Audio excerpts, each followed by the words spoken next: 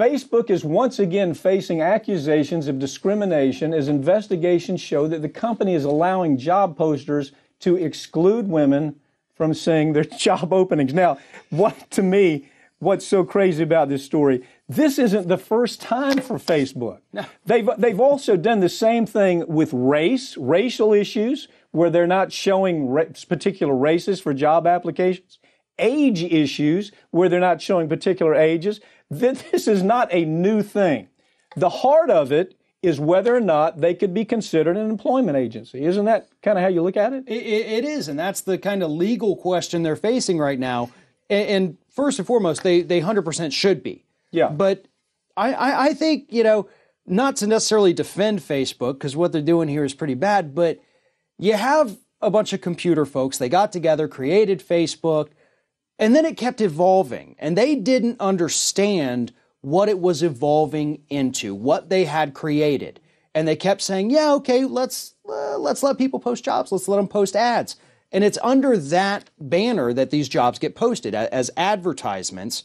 And yes, you can target ads if you only want them going to a certain group of people, because that's what your product is based on. That's understandable. That's targeted advertisement. But when you use it, as employers have started doing, to say, well, we don't want women, so this can only go to men. We don't want African Americans, right, so it only goes to white folk. We don't want people over the age of 50, which is another thing they're currently being sued for. Race and age, already they're being sued for. Now we find a gender case where women are saying, wait a second, why would you make the decision that I don't want to do construction work? Why would you? There's plenty of women that do construction work, plenty of women that do labor, all types of labor.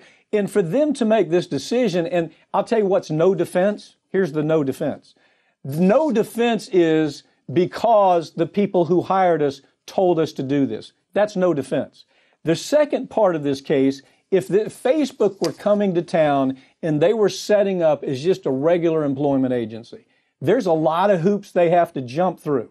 Chances are Facebook hasn't jumped through these hoops, and they're doing this nationally. The other part of it, every state has its unique laws where it comes to the employment process. Every state does.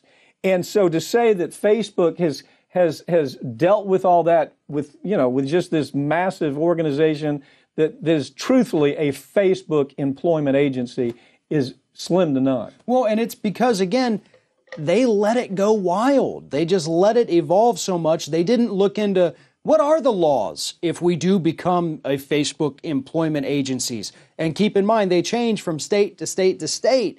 And they didn't bother to do any of the background work. They don't necessarily have the best legal team advising them before they get into trouble. And that's why we're constantly seeing these new stories, age discrimination, racial discrimination, gender discrimination, facial recognition, the hacking, stealing your data, selling it to third parties, because they didn't plan on this and they let it grow too big under their own feet. Farron, thank you for joining me. As usual, the stories every week get a little stranger almost every week. They do.